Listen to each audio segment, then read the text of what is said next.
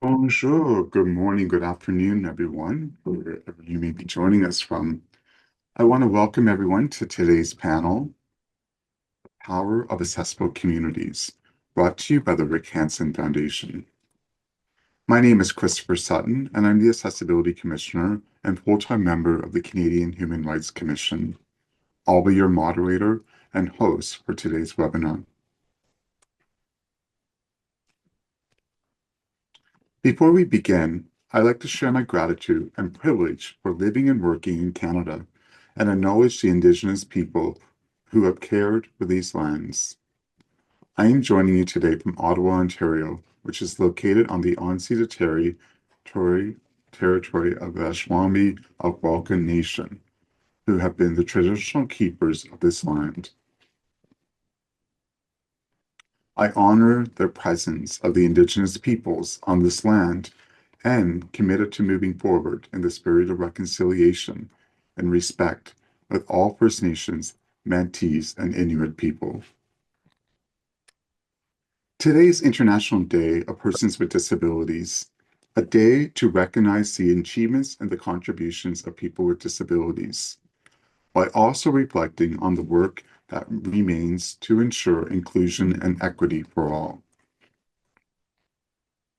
Our discussion today will focus on the positive impacts of improved accessibility in communities where we live, work, learn, and play. As I begin my work as Accessibility Commissioner of Canada, I'm reminded every day that accessibility is not an add-on. It is a fundamental human right. And I see my role as a partner in this work. Governments, community leaders, organizations, and individuals all have a part to play in creating environments that reflect the dignity and diversity of everyone who calls Canada home. My hope is that conversations like today continue to push us towards a Canada where inclusion isn't an exception, but the expectation. This day also holds a deep personal significance to me. As someone who's navigated life with a disability, I know how transformative it can be when a community removes barriers, not just physical ones, but attitudinal, systemic ones that shape everyday experiences.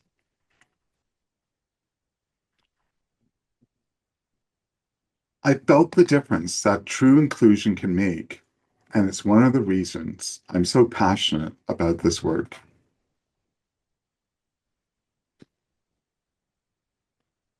Stepping into the role of Accessibility Commissioner has only straightened that commitment.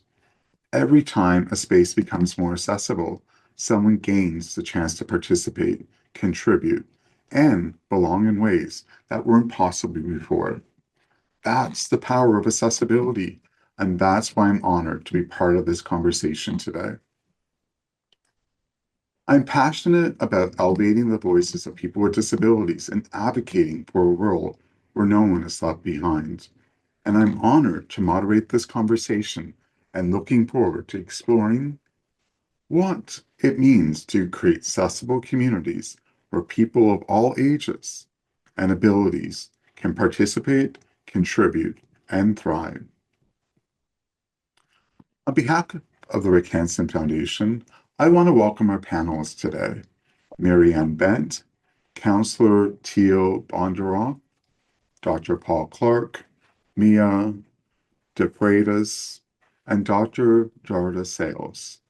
Thank you all for sharing your stories and insights with us today.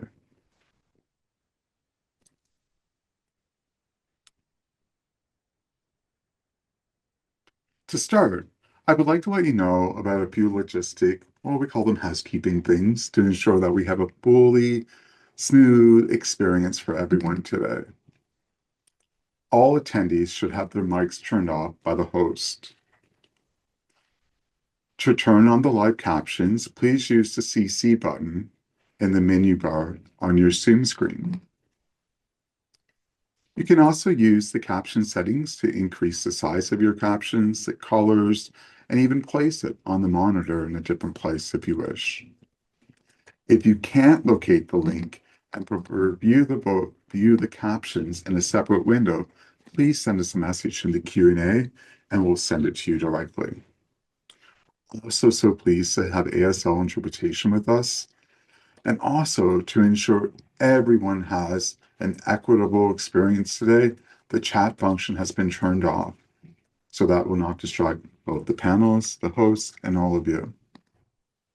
I'll also facilitate questions and answer at the end of the session, but please feel free to submit your questions using the Q&A feature at the bottom of your screen throughout the presentation. Any questions today that we don't get to will be answered and sent via email by the Rick Hansen Foundation following today's session. Also, a reminder, today's event is being recorded. A link to the recording along with a recap blog will be sent to all registrants by email.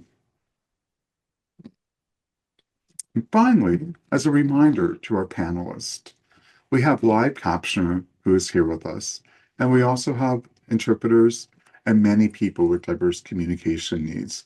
So I'd like to ask that you do your best to speak clearly and slowly so that everyone can do the job efficiently. Okay, now that all the housekeeping stuff is done and the real reason why we're here today, let's talk about the great topic we're about to speak about. And before we get into some of these discussion questions we have today, I'm going to pass it on to our presenters and panelists to please give me a little brief description and perspective what you're bringing to our conversation today. And let's start with Marianne. Hi, I'm Marianne Bent. Thanks for the introduction, Chris. I'm with CNIB Access Labs. If anybody doesn't know, that's our national charity for blind and partially sighted Canadians. My pronouns are she, her. I've got straight hair and a purple shirt.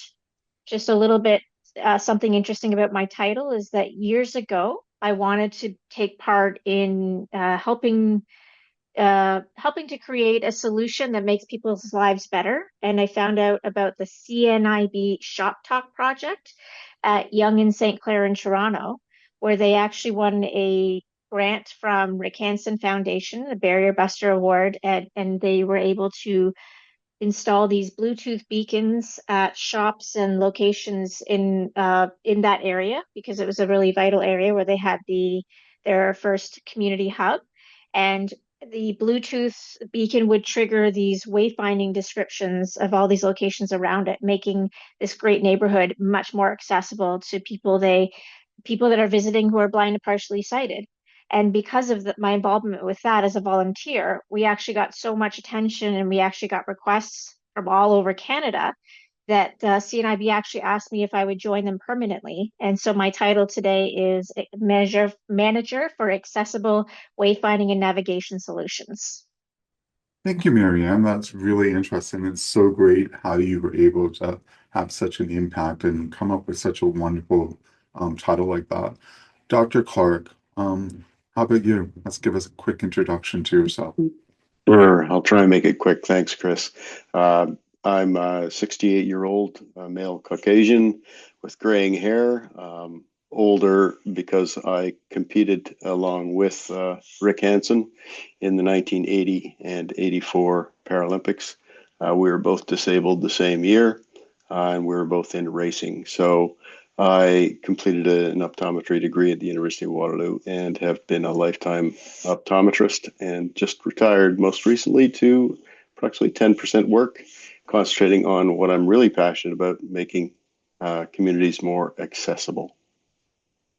Thank you, Dr. Clark. Dr. Sales? Thank you very much. My name is Darda Sales, and I am Caucasian. I have dark brown hair tied back. I'm wearing a cream-colored sweater because it's freezing in my house today, and I have rimmed glasses on. I'm here today because I am a four-time Paralympian. I was a 4-time in the pool and 1 time playing wheelchair basketball. When my time as an athlete came to an end, I looked at doing research and completed a PhD that looked at the development of athletes with disabilities within sport. How are people getting involved? How are they staying involved? And what kind of supports or changes do we need to make to improve that experience? I was very fortunate to be connected with the Rick Hansen Foundation, whom I now am an ambassador for, and I enjoy giving presentations to schools, businesses, conferences all around how we can improve the accessibility of our communities. Thank you. Mio, how about yourself? Thank you. Mia DeFreitas. My pronouns are she, her. I'm a Caucasian woman with long blonde hair, and I'm wearing my white shirt and blue blazer today. I'm the director for accessibility enablement at RBC. And so what that means is I have the great pleasure of working with teams across our organization to really look to enhance accessibility both for our employees, our communities, and our clients. And so very broad scope of work there, and excited to see some of the work already done, and extremely grateful for the partnership that we've had with the Rick Hansen Foundation as well. Thank you. And last but not least, Councillor Teal. Hi, I'm Dr. Teal Phelps Bonderoff, he, him. I'm a counselor in the district of Saanich, the largest municipality on Vancouver Island. And I'm also the chair and co-founder of Access BC. We're a grassroots campaign that fought for free prescription contraception in British Columbia. And another fun fact about me, I'm also the world leading expert in crime in sea cucumber fisheries. Ask questions about that later. I'm sure the Rick Hansen Foundation will struggle to answer them. But I've been working with Rick Hansen in my capacity as a municipal councillor, working to do advocacy around improving accessibility in housing and our built environment. And I'm the chair of Saanich's Accessibility, Diversity, Equity, and Inclusion Advisory Committee. And I'm really excited to be here, and thanks for having me. Oh, my apologies, my description, of course. Imagine John Lennon revolver era, round gold glasses, shaggy brown hair, also a purple shirt. I'm sensing a theme, shortish beard, and feeling a bit scruffy this morning, but a male Caucasian. Wow. Well, that was actually a really great introduction from all of you. I'm inspired. We have so many doctors on this call. I feel a calling to go get a PhD now. I apologize. I did not do a description on myself. I am a middle-aged guy. I feel weird saying middle-aged. I'm wearing a gray suit, a white shirt, a purple tie today in recognition of this very important day. Can you believe that it's been 40 years since the Rick Hansen Man in Motion World Tour happened? Before we begin our questions for our panel today, we are going to play a short message from the Rick Hansen Foundation's founder, Rick Hansen, on a special announcement in honor of their 40th anniversary.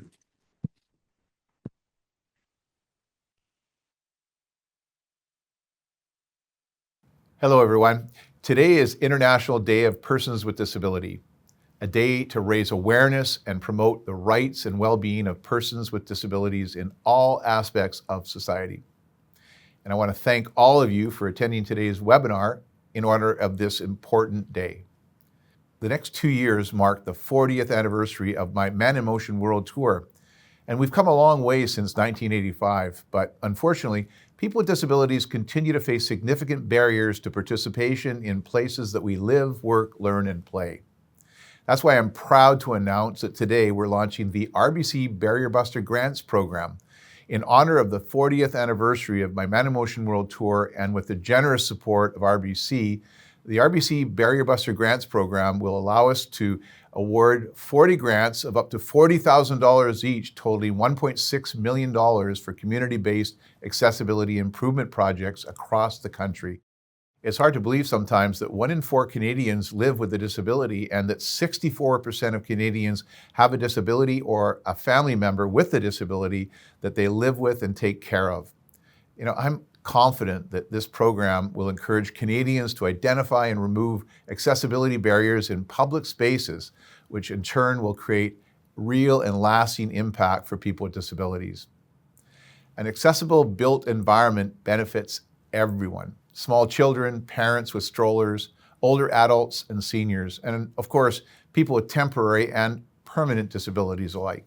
I'm deeply grateful to the RBC for supporting my mission from the very beginning. You guys were there when it mattered most. We were the official bank of my Man in Motion World Tour, and you've championed accessibility and inclusion for Canada over 4 decades.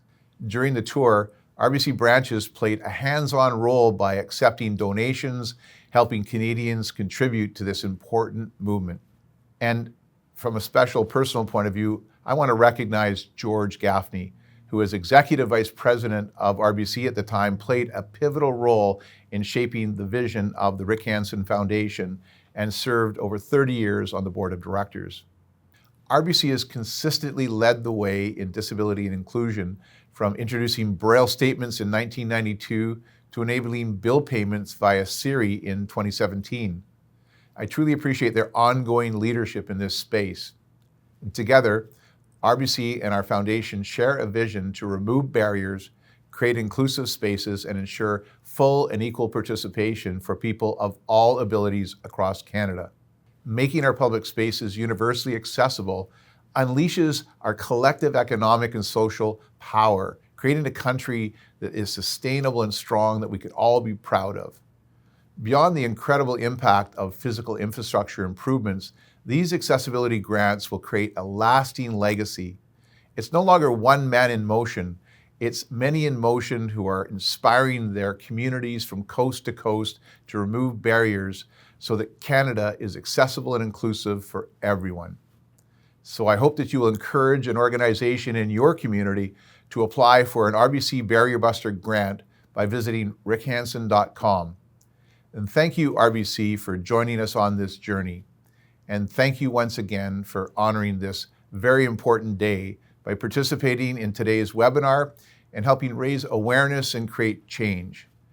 Anything is possible when we work together, so let's keep going. Wow, what an exciting announcement indeed. Congratulations to RBC, the RBC Foundation, and the Rick Hansen Foundation on this incredible initiative, as well as its national partners, Chorus Entertainment, McDonald's Canada, Patterson Outdoors, the Globe and Mail, and Toyota Canada. Whenever organizations take the steps to improve accessibility to communities across the country, that is truly something to be celebrated. Now, let's start with the first round of questions for our panelists. Question number 1. The mindset of accommodating disabilities differs from designing spaces that integrate everyone from the start. Can you share an example of where designing accessibility ended up benefiting everyone in the entire community? Mia, we're going to start with you. Thank you, Christopher, and I'm excited about that announcement as well. I was reflecting on this question, and I was thinking about my journey on my day-to-day life in terms of, what do I navigate? How do I get to work? And so I think that there's so many different examples where accessibility was sort of the starting point, but ended up benefiting so many people. So I think a lot of people probably heard or is aware about the curb cut effect. Certainly beneficial for a lot of different people, not only individuals with wheelchairs or walkers, but also moms or dads who are pushing strollers or people who are on bicycles or scooters. So that's definitely helpful. But even if I think about things like transit announcements that were originally, sort of put in place to make sure that anybody who may be blind or low vision, being aware of what's coming up next in terms of their stops, or if I think about some of work environments where in meeting spaces we have technology to amplify noise, it just allows everyone to really fully participate in the conversations, in the experiences, so that they're not faced with some of those barriers that could happen if those accessibility sort of features are not implemented from the beginning. And we don't even think about it now. It's sort of part of our day-to-day lives, which is really wonderful to see. Yeah, that's an excellent point, Mia. And Councillor Teal, how about yourself? Well, yeah, one of the things that we've been working really hard at the municipal level to do is to tackle the housing crisis. And I wanted to build on what Mia was saying, which is, how accessibility just benefits everyone. And, you mentioned that, or Rick mentioned this in his video, how, most people will experience just, accessibility challenges at some point in their life, whether it's through injury or illness or age, disability, childcare. And we often forget that the built environment lasts for a really long time. One of my old schools was a 17th century castle, and it was not accessible at all. And so I think the work that we do today in advocating for more accessible housing and government buildings lasts for decades or centuries. And so when we work to make our buildings and our houses more accessible now, we're not just benefiting future generations, we're benefiting our future selves whom circumstances might change as well. And so I spend a lot of my time trying to convince people who are building buildings to spend the tiny amount of money up front, 0.4% for commercial buildings, and maybe 1% for other types of buildings, to put in that initial effort to make that building more accessible, because that's going to benefit people moving forward in the future. But it's also going to save costs down the road because retrofits are way more expensive. I don't need to tell people how much more it costs to put in a lift in your home once the home has already been built. So a lot of that work is about convincing people to invest in good decisions and accessible decisions today and having that knock-on effect down the line. And that knock-on effect benefits equity, it benefits our economy, our human connections, it cuts down on social isolation and loneliness, it creates economic opportunities for people, and it's a fantastic sort of forward-looking thing. So looking at accessibility not just from a today lens, but a future lens. And I love the idea of having ripple effects of accessibility moving forward. Excellent points, Councillor Teal. Dr. Clark, would you like to add anything else to this particular question? Sure. I'd like to mention one thing that our community has done. It's very visual to be able to think about this because disabled have trouble getting over sand, as you probably know, and having a pathway that goes into the sand certainly helps us to enjoy the lakeside as anybody else. And our particular community of Kelowna, BC, has a disabled kayak launch. So along the boardwalk, you go down a ramp to a platform that is floating, and you can get into your kayak and launch yourself. And everybody is using it now. Everybody. It's amazing how well used it is.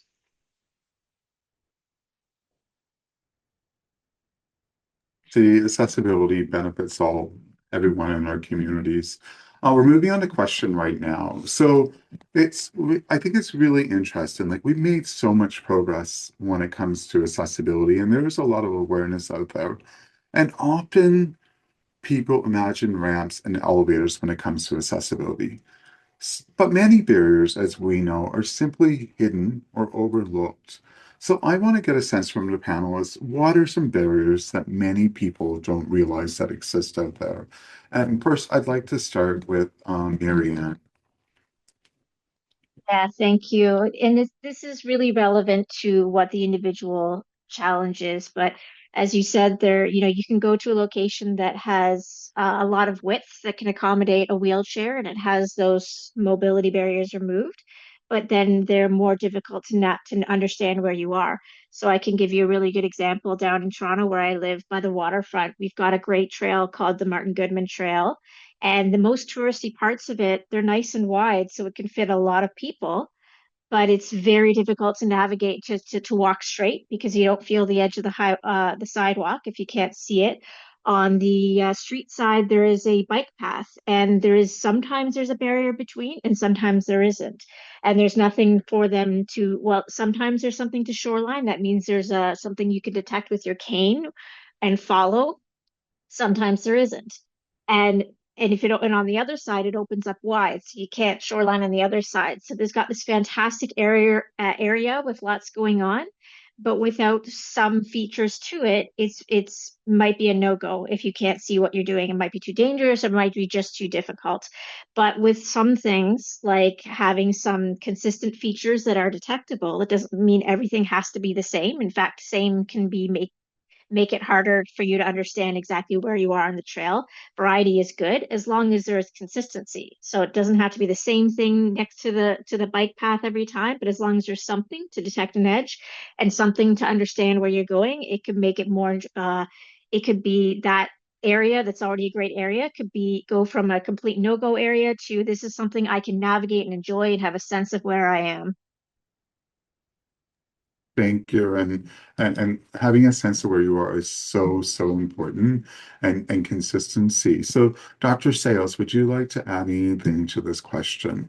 What are some barriers or examples of that people don't realize exist out there? Yes, thank you so much for this question. I find it quite interesting. Sometimes accessibility is very much seen as a checkbox. Oh, we put out a sign for an accessible parking spot, check.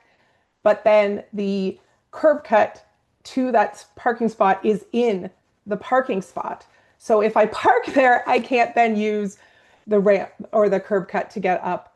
Or things like I was recently staying at a motel and they were very nice. They had a makeshift ramp that was a little sketchy, but it was there. I got in the room. I went into the bathroom, and the hair dryer was above my hand reach, so I couldn't reach it. But there was bars by the toilet, so it's to me, it's like the inconsistency of accessibility features makes it difficult for people to go into these environments and feel fully included, fully valued. Another example I have is recently I was out, and this happens quite often, but power accessible doors not being turned on. So they're there, check the box, but they're not on. And I recently went to a restaurant and I just nicely mentioned to my server that the accessible door is not on. And the manager happened to be walking by and she turned and she heard me and she said, "Oh, yes, it's because too many people are using it." And so it's defeating the point. The point is for it to be used. It's helping everyone, whether it's myself as a part-time wheelchair user or it's someone just has their hands full of bags or having to hold their children's hands. Those things are important. And so for me, I think the big push and barriers that I face is that inconsistency of where I'm going. What can I expect when I get there? I don't always know. And at the current time, a lot of the time, it's on the individual who requires these accessibility features to adapt and figure it out. So I really am excited about this grant because I'm hoping that it will encourage more consistent access regardless of where people go.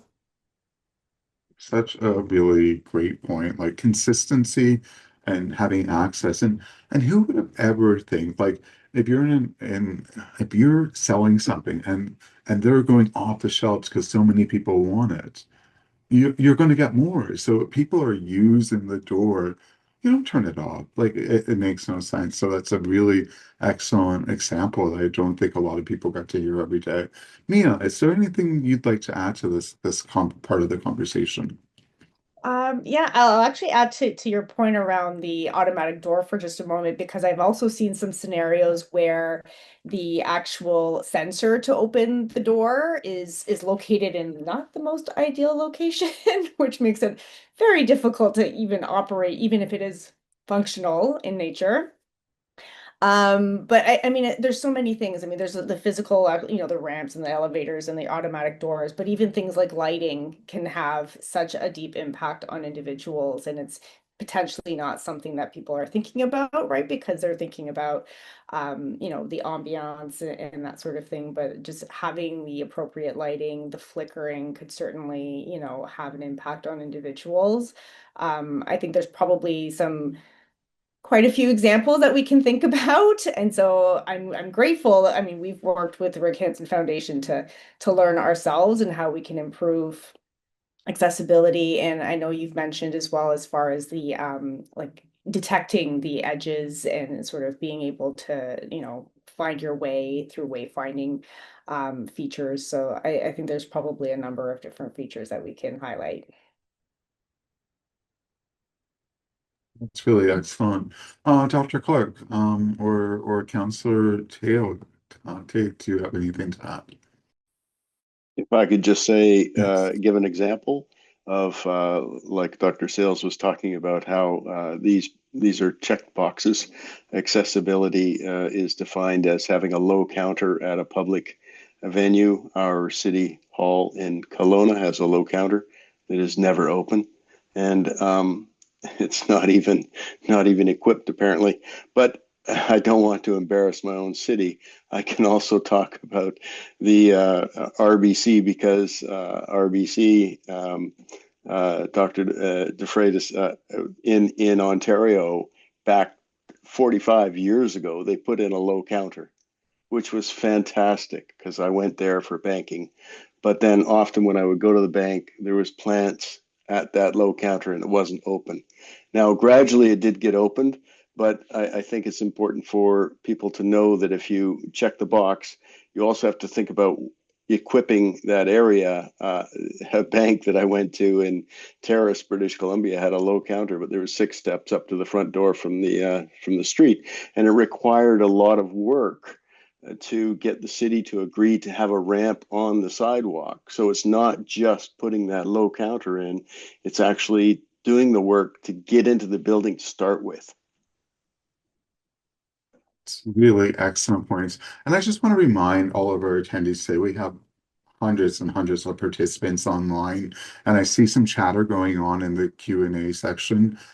Please put your questions in the chat, not the chat, excuse me, the Q&A box. We are going to be taking time to take some of your questions. And I think from what I'm reading right now, we're expecting a big snowstorm somewhere as people are talking about like, let's like shovel outside, like we need to make sure that we're shoveling our sidewalks and something. So I feel like there's a snowstorm coming. I don't know where you are, but really good stuff coming up in the Q&As. But please put your questions in there because we want to give you the opportunity to have your questions answered as well. Um, um, Counselor Teal, Yeah, would you like to add anything? we don't have snow coming here, friends. I'm going to do Oh, the South Island brag and say I'm going to go check on our palm trees after the call here. Apologies to the rest of the country.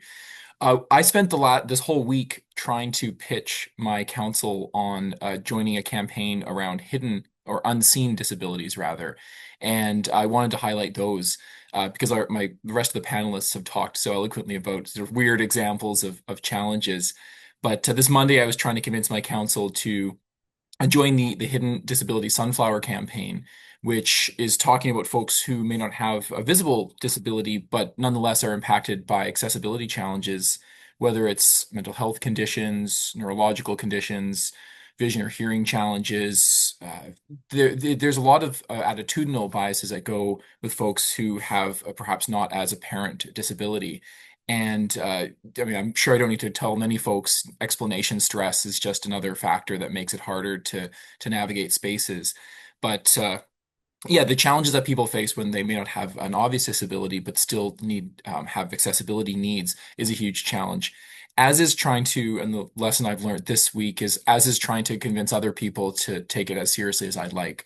It's a huge challenge to explain how folks might have that ongoing stress of constantly having to explain their situations and how much easier that is made when when the barriers to those conversations are broken down with, say, a symbol or a pin or an armband, a wristband rather. So yeah, it's one of those things where I think there's a wide range of disability, and we often neglect some of the hidden, unseen ones. And I think that's also really important to underscore, and the work that still needs to be done, changing people's attitudes and perceptions around that. Excellent. And I think people with hidden disabilities, it is a conversation that we're undercovering and we're talking about a lot more.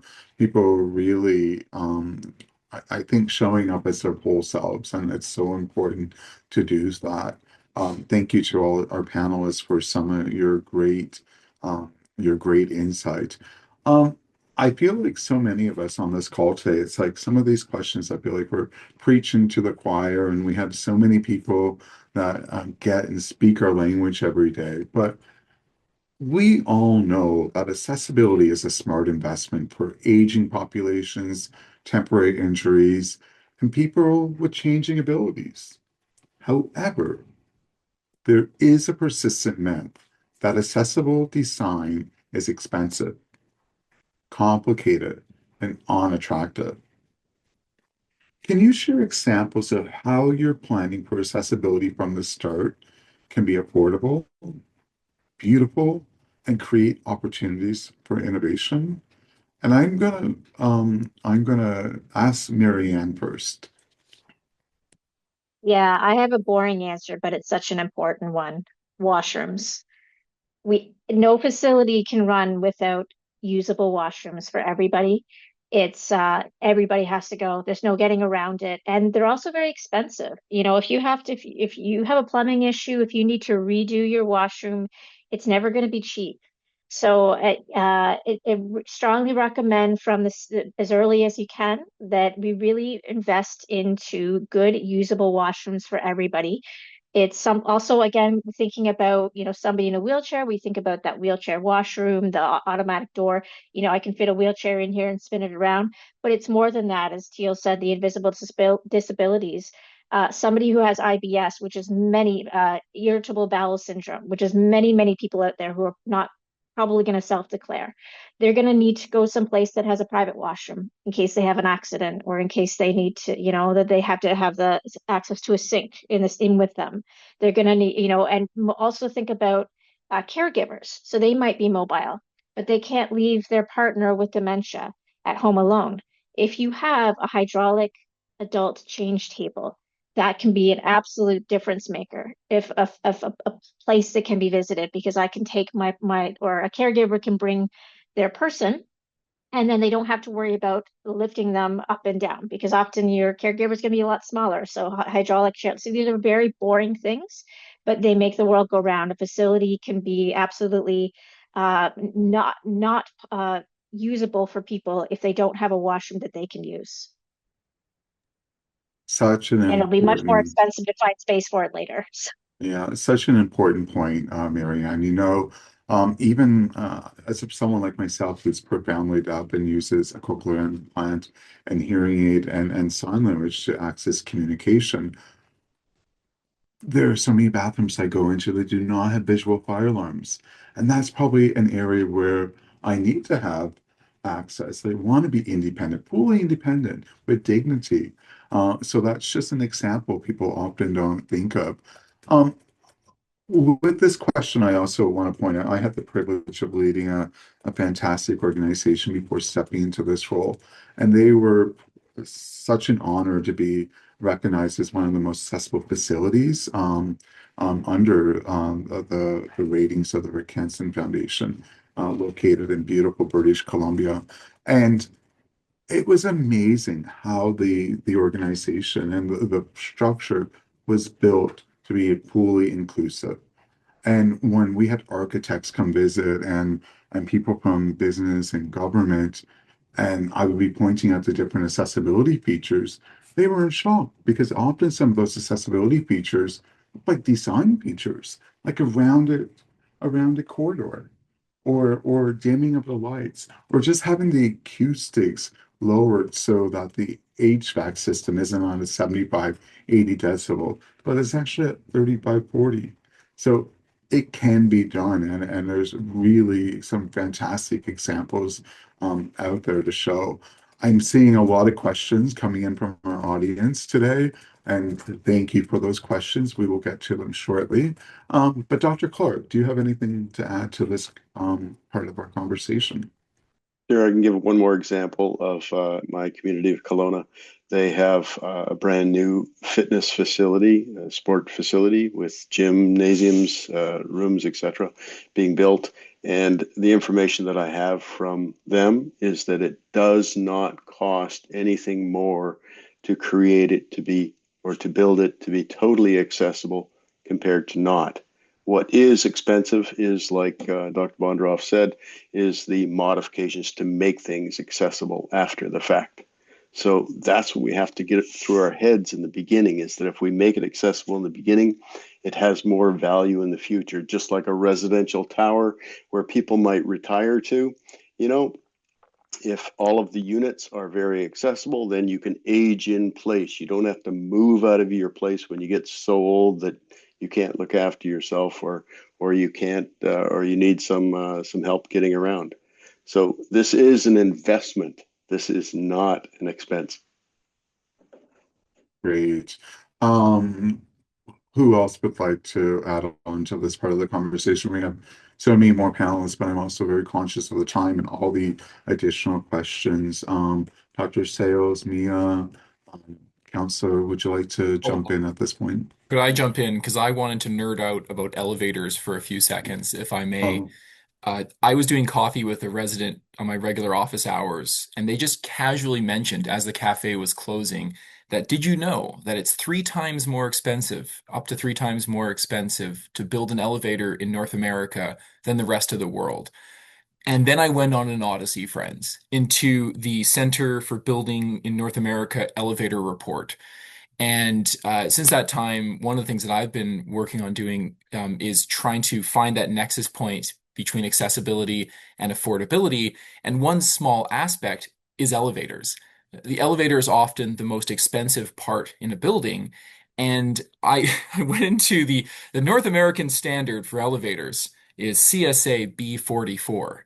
And that's a Canadian standard. And that's the only type of elevator parts you can sell in Canada. The rest of the world, except for America mostly, uses an international standard of ISO 8100. And as a result, our parts are more expensive, maintenance is more expensive, fewer elevators get installed.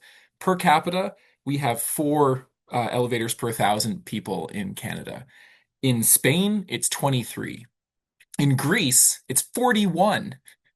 And the reason is our elevators are more expensive. And so one of the things I've been trying to do is to convince the provincial government to adopt the European elevator standards, which drops construction costs to between 13 and 44%. But also the European elevators for shorter buildings, not tall buildings, but under 6 stories, they have a smaller cabin. And that means that it does mean that you are going to have to kind of sometimes squeeze in with only one person. But what it does mean is that not only are elevators cheaper, but now developers are more likely to put in two, so that if one elevator breaks, you're not stuck. And on top of that, they take up less space, so there's more space for housing, and as a result, housing becomes less or more affordable, less expensive. And so something as small as getting the cost of elevators down by 13 to 44% can not only improve accessibility, but also improve affordability and help us tackle the housing crisis. And it's still in that rabbit hole of elevator policy, but I love how we can make things both more accessible and more affordable at the same time. And yeah, feel free to ask lots of nerdy questions about elevators, but I won't know all the answers. thank you for that. If the panelist doesn't mind, I am now going to jump up and look at some of the great questions that have come in today. And some of these we may not have answers for, and that's okay. If we have to pass it on and come to a point where we follow up by email, that works as well. Council, I'm going to ask you because we are talking about snow and ice and all those dangers right now. And I know this might vary jurisdiction to jurisdiction, but who do you contact when there's snow in an accessible parking spot or the sidewalks aren't cleared? Who do you contact? The business owner, the city, the municipality? I think that one's to me here. That's a good question. That's a tough question for me because Saanich gets about a day and a half of snow every year. And the answer is people usually contact me, and then and the rest of our amazing staff spends the day trying to figure it out. We have made some changes in our district where bus stops and overpasses are prioritized for shoveling. But because snow is very ephemeral and intangible here in Saanich, the answer is often just wait, which is a very frustrating answer for folks who, as you mentioned, the accessible parking spot might be blocked. We don't have as much snow removal infrastructure down here. I don't know if Paul has some better advice from his part of the world that tends to get a bit more consistent snow. Yeah, I can give you an example that when I go to the fitness facility in Kelowna, the parking lot is shoveled. The pathway is shoveled near the door, but the ramp to get from the parking lot to that cleared area is not. So it's a circular thing. We have to have everybody understanding that this needs to be a complete job. The people that are shoveling the parking lot are not the same ones that shovel the sidewalks. So it's getting everybody on board to the same message. And from my understanding, my limited understanding, because I generally live in Vancouver, a business owner is generally responsible for the area within their parameters, their sidewalk, for insurance purposes as well. I think it does go by jurisdiction to jurisdiction. But as you said, Paul, like we should all come together and chip in. Like when you live in Ontario, it's a lot of snow. When you live in BC, we can all chip in. That's a day and a half a year we got. Um, I have a really interesting question here. Have any of your communities considered body diversity in regard to accessibility? Often the accessibility features are built in, but they leave out plus size people, which is why the individual focuses on accessibility and plus size inclusion. Does anyone have anything like to bring up on that particular question? Uh, I don't, I'll Mia, I'll maybe just thank you. say I mean I don't have a complete answer for that, but it is an interesting point. And if I think about how do we make or create the most inclusive spaces? So if we think of, like door widths and things like that, but even if I think of furniture, and like the flexibility in the furniture being like sit stands, for example, or an example of something that is very accommodating for so many different people. But even like exploring like seating designs and just thinking outside the box in terms of what is available and just thinking a little bit more broadly around what is being offered for a variety of individual needs, I think is probably important to keep in mind. Thank you. That's great. Um, this is a really interesting question. As a newcomer to Canada and having a disability, how important is for you to consider intersectionality into building more accessible spaces and providing accessible services that not only service citizens or permanent residents, but also newcomers to Canada? Um, please share examples on how you have integrated this consideration into your planning. And I'm not going to direct this to anyone in the panel, so if you want to just turn off your mic and start speaking, please do so. If we don't have an answer, all we'll take silence as the answer and we'll follow up to that question. I could jump in very briefly here with a conversation I had the other day. One of the things we're trying to do in our district is to get more doctors. I'm sure this isn't the only we're the only town that has that challenge. And I had a really interesting conversation with someone who we're trying to sign people up on the Provincial Health Connect Registry list, which is the waiting list to get a doctor. And they said, "Oh, yeah, did you know that the waiting list is you get the next doctor?" And I said, "Yeah, that's great." And they said, "No, but it's not always a culturally safe doctor for our Indigenous friends." And it hadn't even dawned on me. And I think when you talk about intersectionality, I'm very conscious of being a cis white dude, and that hadn't even entered my perception of, oh, we have a waiting list for doctors, but we really need to also make sure that they're culturally safe for folks who are accessing medical care. So it needs to be always something that we're talking about. Uh, I don't have the perfect solution on that, but I think I'm really glad that the question came up because we need to highlight those intersectional aspects. A little bit to it. Not it's hard to speak on intersectionality because it's so broad, and I think all of us, are not sure where to dip our toe into addressing that one. But I think one of the offerings that we have at Access Labs is something called CX, customer inclusivity. So when we, my title is navigation, which of course is usually like physical navigation of the sidewalk, of the transit system, of a building, but it's also service navigation. So it's something that we can never take for granted. If you're sighted, you might be able to walk in and find a directory, or you may be able to walk somewhere and see where you should go.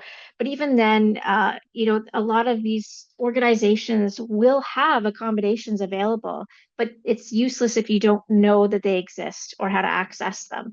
So if you have if you can get care from a physician in your own language or something like that, but how do you know where to find that physician, or if they're on call, or whether beyond a translator, um, if you have support for let's say at a bank, for how you can access your banking if you're blind.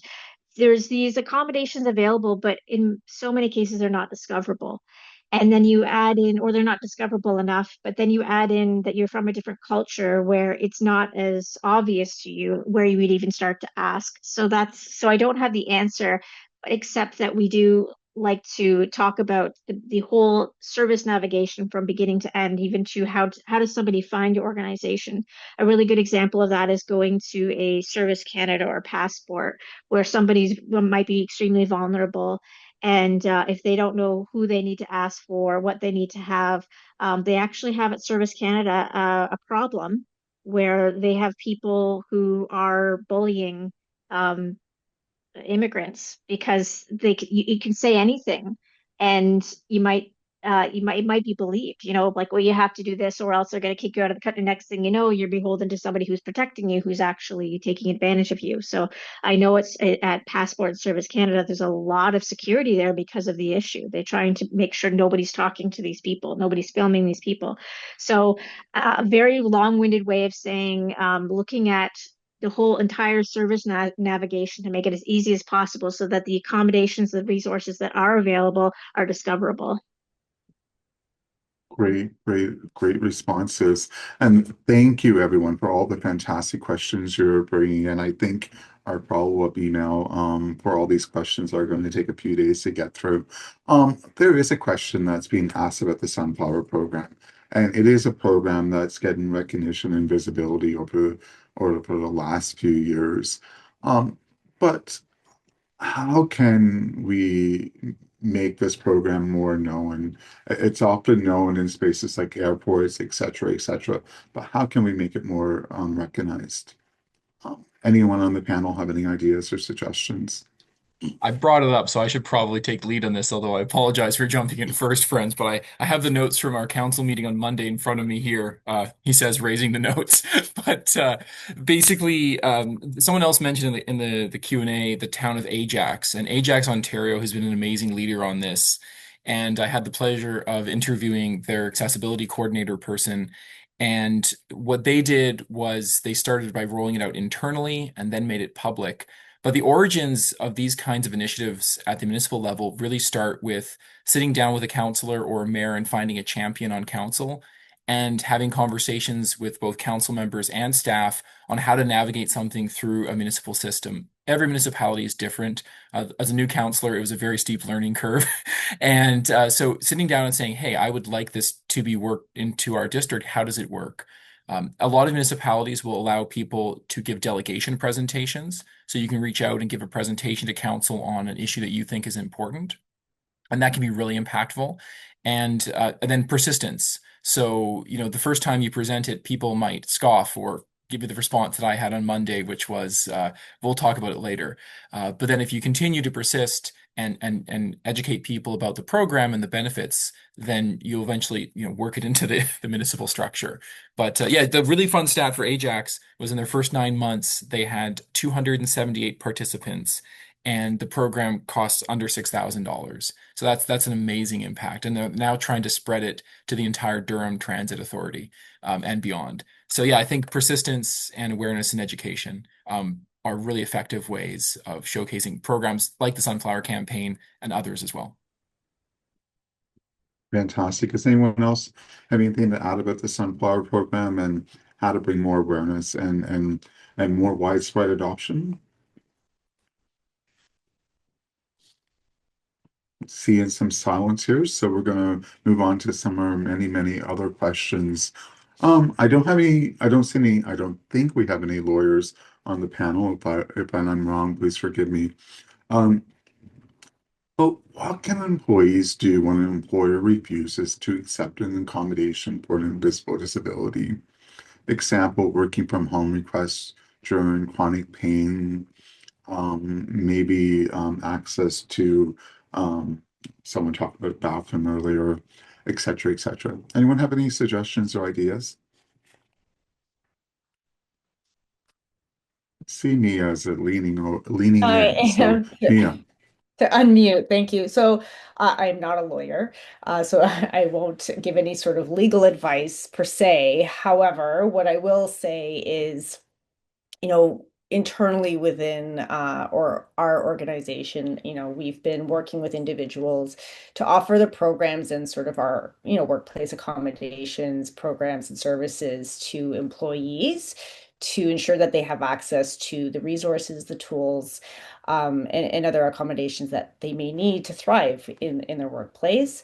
I think, if there is any type of situation that maybe there's individuals are feeling not supported or feeling like they don't have the access to those accommodations. I mean, we have our internal HR teams to certainly help support and provide that guidance to navigate, what those needs are, and then how can we help support in those ways. So we always, encourage individuals to have conversations with their leaders, but also we also recognize that there's other HR groups that can also help a lending hand as well.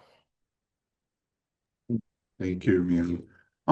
I want to thank everyone for the great conversation that's going on in the Q&A box, and there's so many fantastic questions. We do not have time to get to every one of them today, but I'd like to leave it with the last question. We all know the principle of the Accessible Canada Act, and a lot of the work is about nothing without us, which is such a critical mandate, but it's such a critical aspect. Any ideas? How do we make sure that people with disabilities are embedded into every conversation about decisions, about policies, about services, about design that impacts us? Anyone have any comments? Anyone have any ideas, suggestions? Dr. Sales. I think that we need to ask consistently, and we need to show that we have taken that feedback and used it appropriately in the next steps. I think that we know a large portion of our population is a member of the disabled community, and that they have many different experiences and education, and they want an opportunity in which to be asked. And I think that we also need to value what is said. And when you value what is said, then you implement it and you move forward. Don't make it a checkbox, please. We have enough of those, as we already discussed earlier.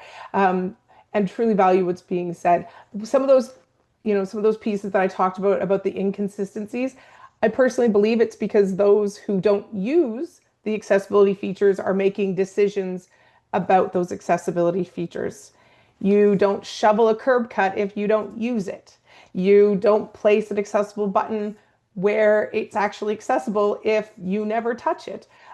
So having those lived experiences involved in those conversations, and as the earlier conversation about intersectionality, like we can't just have the token in the room either. We need multiple voices from multiple different members of the disabled community and all of those different experiences brought in so that when we are making these decisions, they truly are representative and impactful on many people's lives.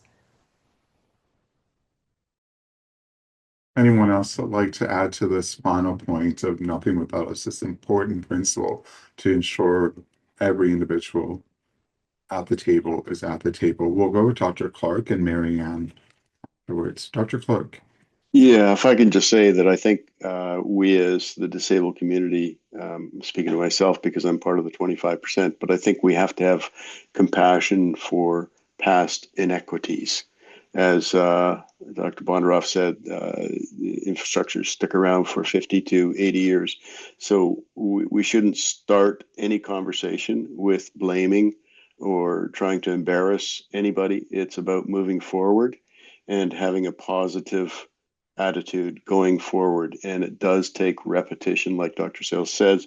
We certainly have to be checking with everybody around us and repeating it over and over again. It's very frustrating for disabled to report a problem and then have nothing happen in exchange for that report. And our community has an accessibility button that you can check off on the homepage of the city to say, I've got an accessibility concern. This is what it is.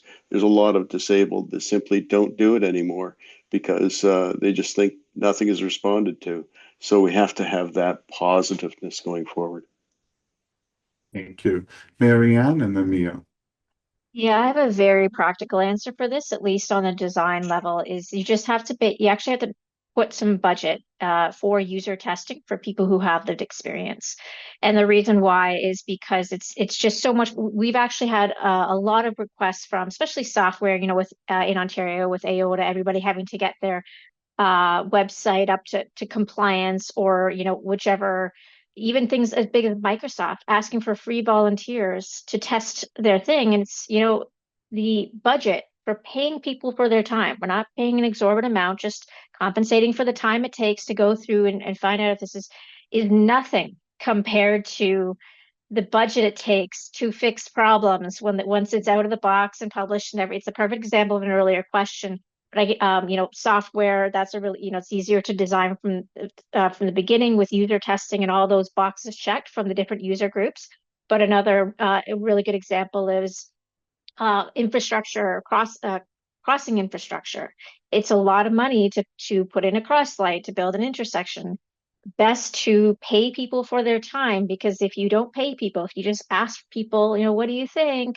Only people who have the ability to volunteer their time are going to show up. Only people that are not shy are going to show up, and honestly, they might not in the end. They might say they're going to come and give you their opinion, and they can't, because it's actually quite a burden to show up and do this testing or to give their take or all that. So it's a very small part of the budget, and it can save you a lot of money, and it checks off that box of nothing without about us. Thank you. Mia.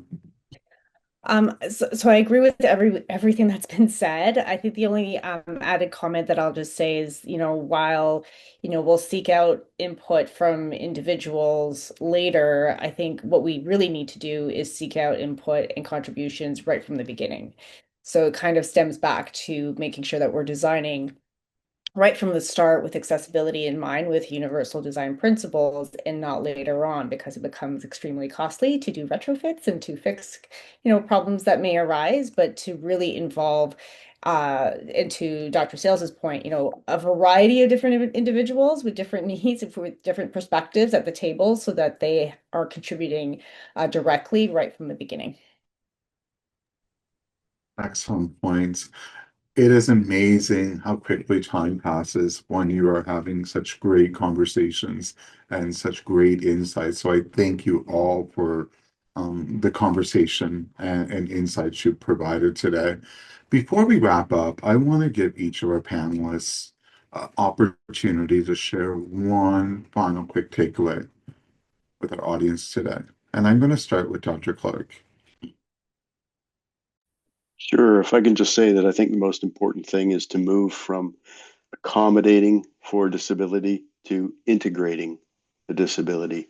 Our problem is that we simply have these check boxes, and we need to have it integrated into everything. Marianne. Yeah, I think that what we're hearing is design better from the beginning, in order to improve everyone's quality of life experience, because any one of us can be using these features on any one day and then find themselves moving between our different ability levels at any point in life. So this is really, it's not about accommodating some individuals, it's about accommodating everybody. Mia. So I think I'll just pick up on a few points that were made today. So, compliance is really just the floor, and we really should be looking beyond that. And I know Dr. Clark, you mentioned, having an accessibility feature implemented somewhere inside. We really have to think about the entire experience. It's really human-centered design at the end of the day. Thank you. Dr. Sales. I think we need to think broader when it comes to who will be using these quote unquote accessibility features. The entire community can utilize and benefit from these features, whether they consciously do or they don't. But no one likes to trip over a curb. And sometimes everyone's carrying boxes when they're going somewhere. So I think if we take it away from, oh, we're designing for this one small, quarter of the population, and think about these things actually help everyone, and we keep that in mind, then it's easier. It's an easier sell, and everyone will benefit ultimately. Councillor Teal.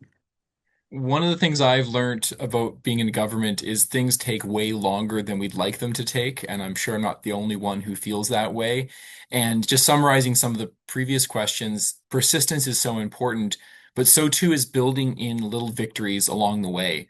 So, you eat the cookie by chewing around the outside, especially if it's a very large cookie. So, as we're doing advocacy for accessibility, we need to make sure that we're also including celebrations of the little wins that we get.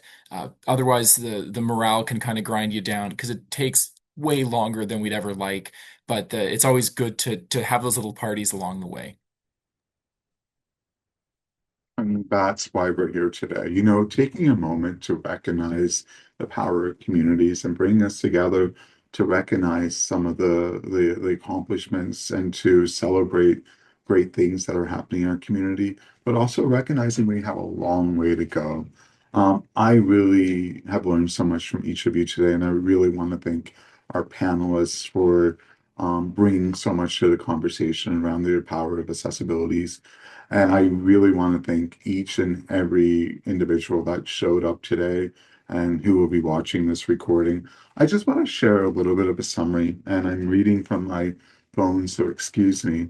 But today in our discussions, we emphasize that accessibility, when built in from the start, benefits everyone. It's just not people with disabilities. We shared examples like curb cuts, transit announcements, accessible beach pathways, adapted kayaks, and supports that parents with strollers, older adults, cyclists, and countless others. We also noted that accessible design is also smart investments, planning for the early typical cost less than 1% of a project budget, while retrofits are far more expensive. Because buildings last for decades and even centuries, and the choices we make today shape future inclusion, economic participation, and social connections for generations and generations. We also underscore that many barriers still persist. Across our panel, we pointed to inconsistent or poorly implemented features, such as automatic doors when they aren't turned on, low counters that aren't staffed or even locked, and navigation challenges for people with low vision due to missing tactile clues. We highlighted sensory barriers like poor lighting or loud HVAC systems and the overlooked experiences of people with hidden disabilities who often face explanation fatigue. Ultimately, we agree that accessibility isn't just a checkbox, it's a human-centered approach that supports dignity, independence, and participation for all. Like that is such a powerful thing, and coming together to talk about the power of accessibility communities on this day has just been such an honor. And I want to thank the Rick Hansen Foundation for bringing us all together to discuss this important topic and honor of International Day of Persons with Disabilities.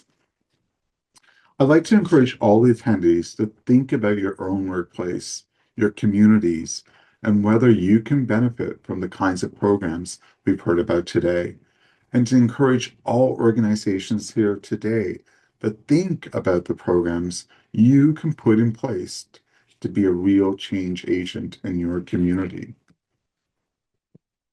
Together, we can remove barriers to ensure communities are accessible for all. So much goes into creating a wonderful conversation like this today. And it's really important that we get your feedback. So you will get a survey emailed to you following this event. And we really want you to take an opportunity, a couple of moments to fill that out. And if you're able to see the screen right now, you can also scan that QR code on the screen, because this feedback will help the foundation delivers the content that you want and bring some fantastic panelists that we have together today. The panel recording and recap blog will also be mailed out to everyone who registered for this event, and you should expect this in your inbox in the coming 2 weeks. And before we close, I personally want to share that my commitment as Accessibility Commissioner is to continue championing the changes that make a real difference in people's lives every day. Today's discussion is a reminder that accessible communities don't happen by accident. They happen when each of us chooses to be a part of the solution. I see incredible momentum happening across this country, and conversations like this only strengthen that progress. So thank you everyone for being a part of this movement. The choices you make in your workplaces, your schools, your communities are truly shaping the future of accessibility in Canada. Thank you again, everyone, for joining us today. Merci beaucoup, and have a wonderful day.